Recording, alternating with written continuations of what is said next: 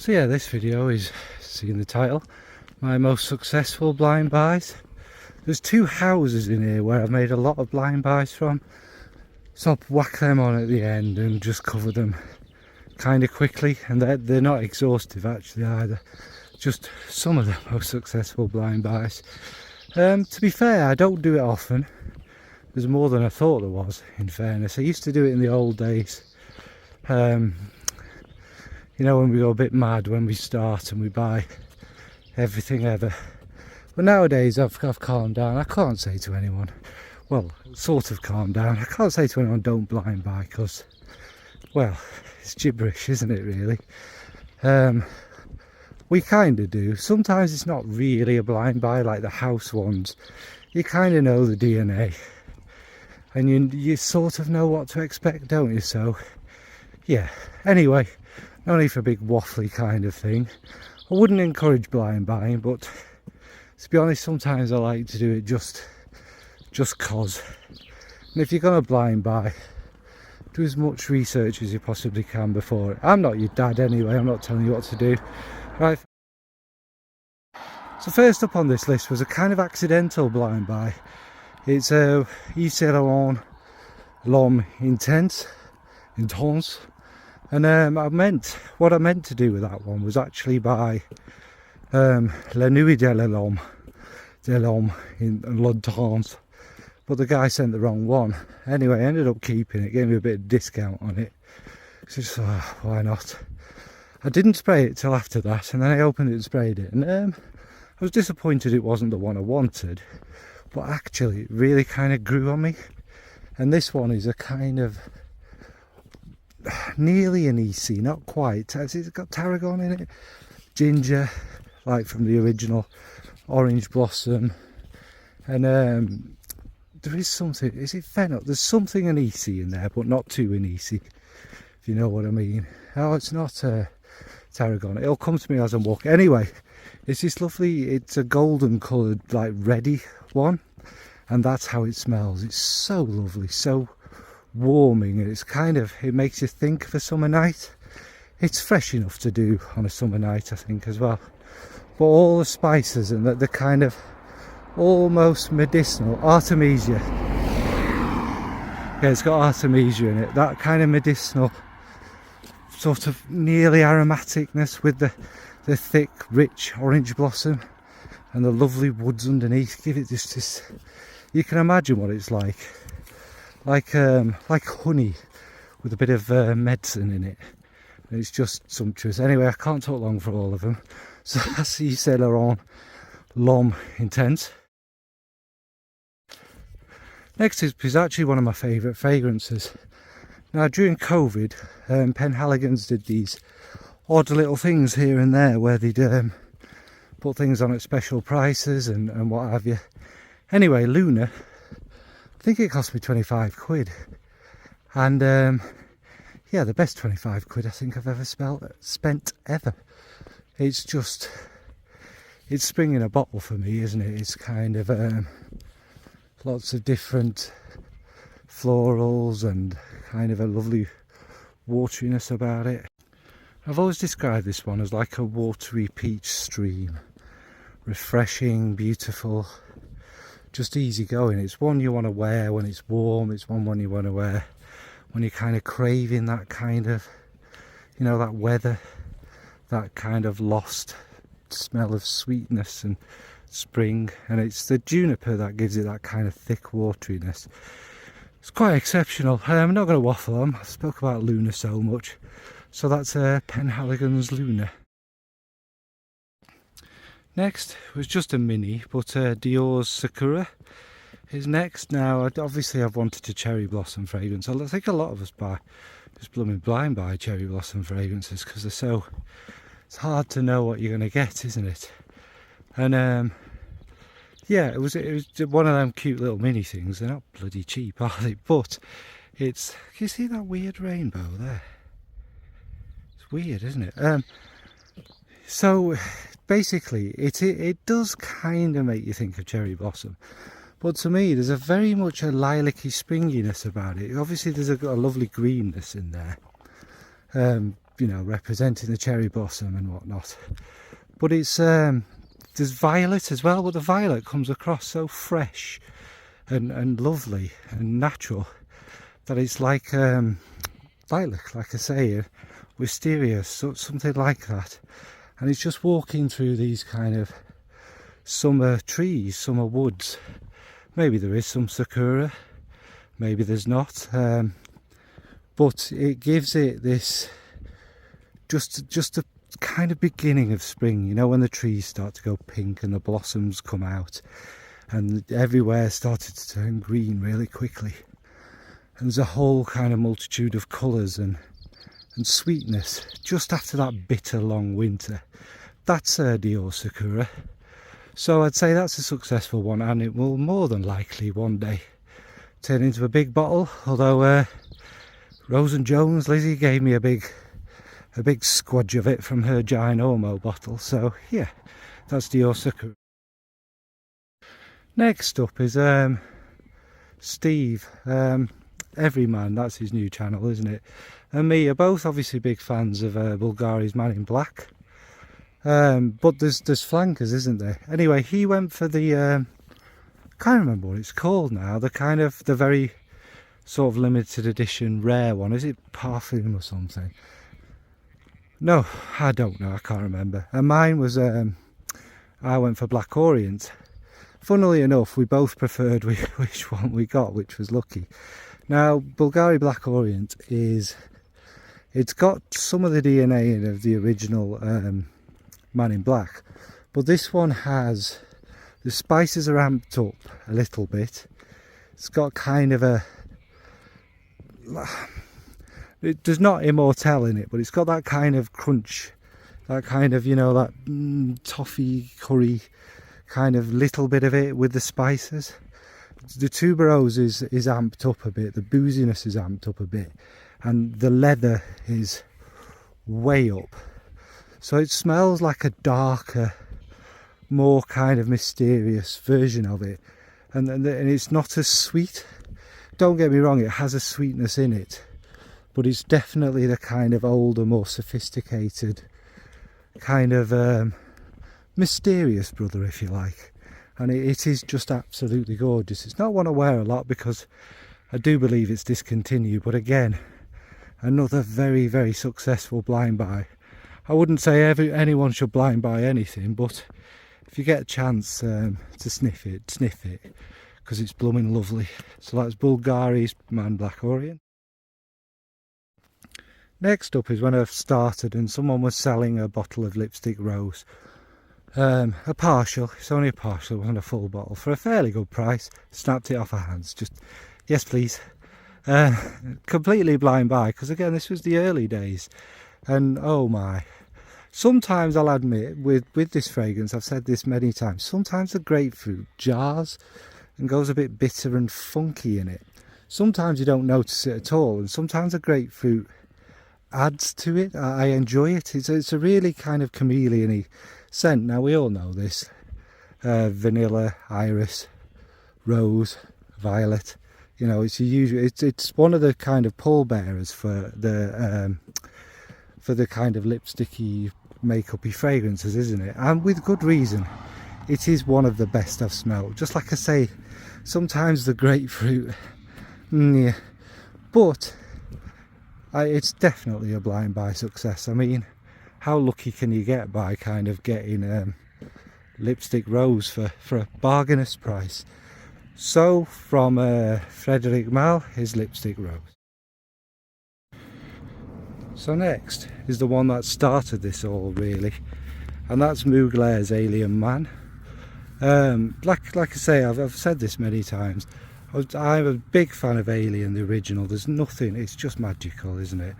And this was released, and my god, I was excited. These are kind of, obviously I've always been into fragrance, but not massively, like, you know, part of the old what have you. So I went out and I blind bought it, because obviously they don't have testers, because they don't want you to have testers. Got it for Christmas 2018, I think. Maybe I've been around that long now, so yeah. It wasn't what I thought it was, so you could have gone, God, this is an unsuccessful one. And then I sort of started, YouTubing, hunting for other ones, and thus this journey was born. However, going back to it, even now, it's really good.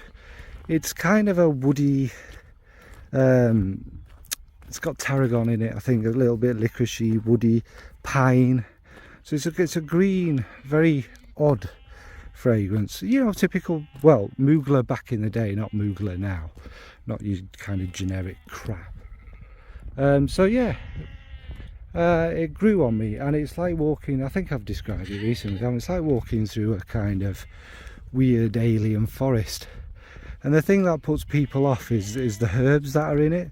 You don't really smell them, to be honest, so it's a bit, yeah, I think people just like, I learned back then, people just like to moan about nothing really, don't they?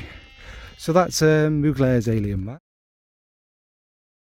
Now, next we're just going to do a quick overview of the houses. Now, the first one we know that's coming up is Kilian, isn't it?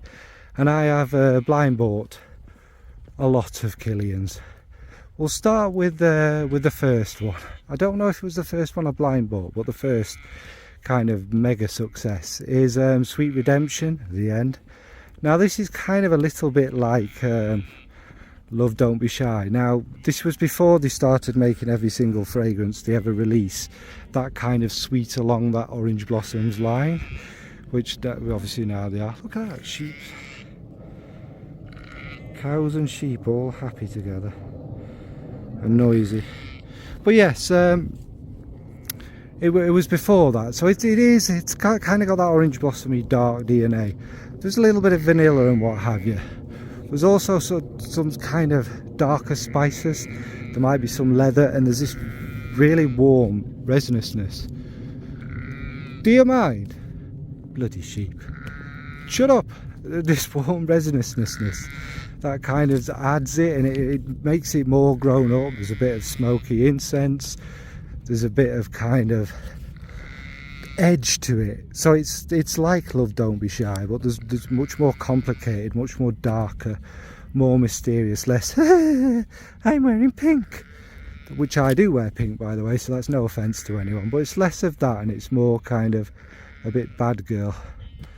Hello little lambs. Okay, something I said, tell him shut up.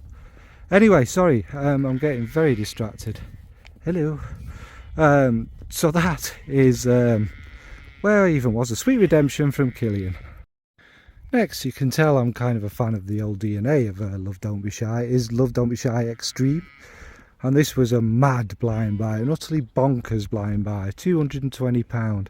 I mean, they're more expensive now, and you don't do that, you just don't do that, it's naughty. Fortunately, I liked it. Now, it's a little bit fresher than the original, and the rose in this kind of sharpness, and there's more neroli in it. The rose doesn't blossom till later, but it altogether is a little bit of a fresher version of it, more of a summery one. Now, I'm not going to lie, because there's no point in this video, is there? Sometimes I really don't enjoy it. Shut up. I really don't enjoy it. Shut up. And sometimes I do.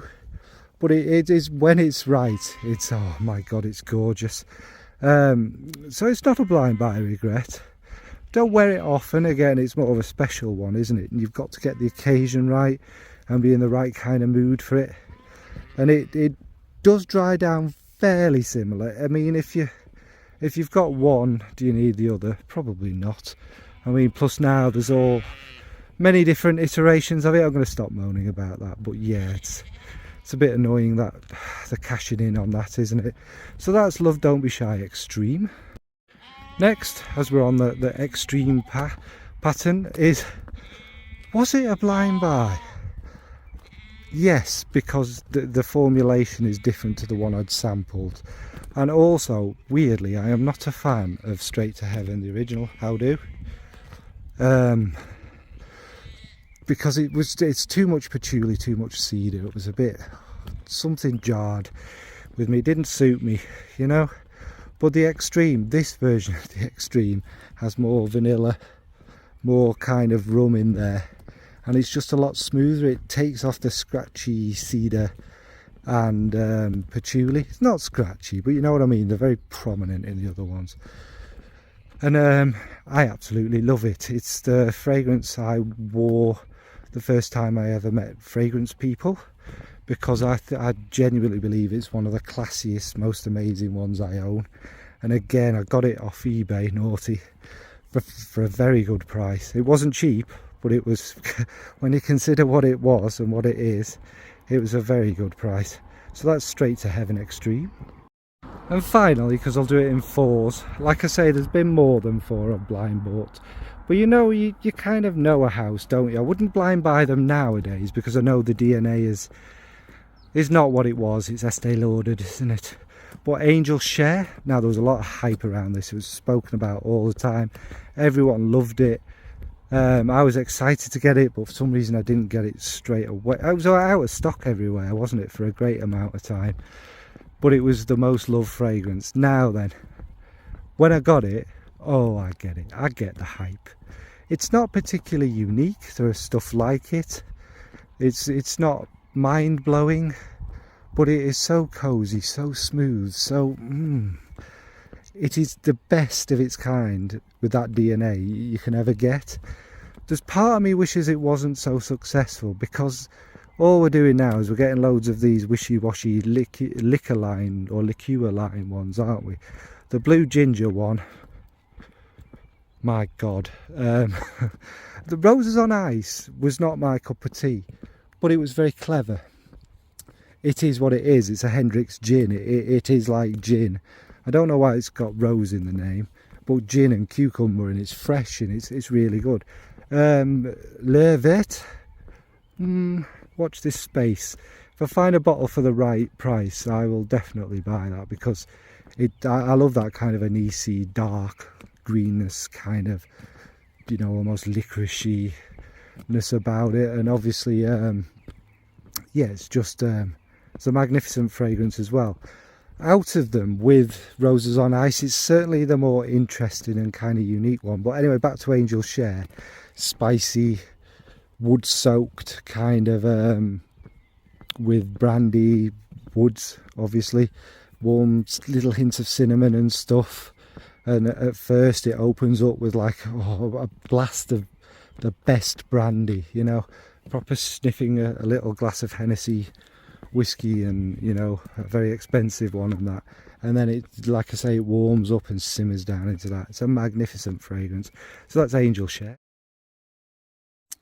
Next up is a house I'd tried a lot from before, from people here and there, kind of people on Instagram and such like. And I must say, of the ones I tried, I don't think there was one I didn't like. Maybe Interlude was a bit too smoky and what have you. Well, actually, I think I like the smokiness. It's the herbs, isn't it, back then? Anyway, so it kind of led me down that path, and I bought Portrayal, which was not a blind buy. And then after Portrayal, I don't know, I was craving just craving it. And the Opus ones obviously discontinued because they're really good. Opus III. Now, I've been looking, as we know, and buying an awful lot of violet fragrances. And a violet from Amouage, well, it's probably one of the best I've ever smelled. Smooth violet. Is the honey mimosa running through it, giving it a bit of freshness. It's obviously a resinousy feel. It is just, it's just amazing, really good. It was not cheap either, but cheaper than retail. I didn't get that one off eBay, actually. I got it from a Christmas sale, and it's, yeah, I'm in love with it. I did really successful blind buy. And again, it's not one you'd wear all the time, though. I wish I could. And sadly, I only got a 50ml bottle because that's what the deal was on. But magnificent. That's Opus III. Then the Maddest buy. Now, they shouldn't be in male-female categories, but for some bloody reason they are, because whatever, lazy marketing. But I saw Myths, the For Him version, whatever. Now, it in it has chrysanthemum, and there's something else in it I love as well. It might actually be violet, believe it or not, but what it is it's this aromatic chrysanthemum kind of dark floral fragrance. That's the best way to describe it. It gets very kind of, it opens up and it's quite a struggle, but then as the other notes start to come through, the sweeter notes and the kind of more recognizable notes and the resins, or lots of resins, it becomes quite lovely. But it definitely is a chrysanthemum fragrance. It's not so much the flowers you concentrate on. It's again a little like an interlude. It's quite ashy, like ashy, dark, smoky, and it's really quite nice and interesting. So that is Myths. Now I'm about to walk through the ghetto, so this is the last one, and that's Amouage's Journey.